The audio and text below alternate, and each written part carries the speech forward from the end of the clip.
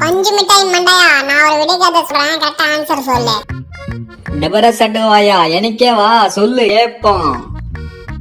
காலால் தண்ணீர் குடித்து தலையால் முட்டையிடுவான், அவன் யார்? கால்ல தண்ணி தலையில முட்டை, என்னவா இருக்கும்? ஒருவேளை தென்னை மரமா இருக்குமோ? ஆமாண்டா, பஞ்சு மிட்டாய் தலையா, கரெக்டா சொல்லடா. அப்படி சொல்லு, நாங்கெல்லாம் சைக்கிள்ல பிளைட் ஓடுவாங்கடா.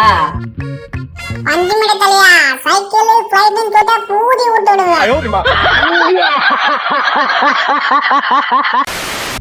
டபர சட்டுவாயா, இப்போ நான் சொல்றேன் கேளு. அந்த அளவுதாச்சா, சொல்லு கேப்போம். உயிர் இல்லாதவனுக்கு உடம்பெல்லாம் நரம்பு, அது என்ன? உயிர் இல்ல நரம்பு இருக்குமா? என்ன இருக்கும்? ஒருவேளை கரும்பா இருக்குமா?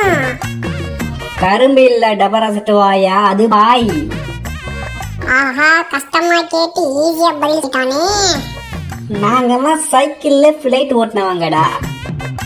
மறுபடியும் சொல்லாதடா, ஊதி விட்டுடா.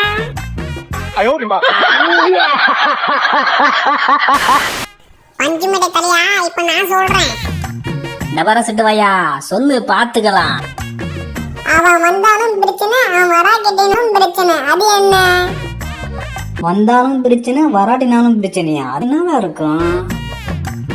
டபர சட்டுவாயா, ஒருவேளை மழையா இருக்குமோ?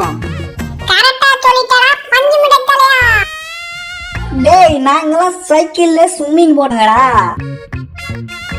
திரும்ப சொல்லிட்டு இருக்கேன்டா, பஞ்சு மிட்டாய் தலையா, ஊதிடுவேன். ஊதிடுவியா? ஊதுறதுக்கு நான் என்ன கொசுவா? பஞ்சு மிட்டாய்டா.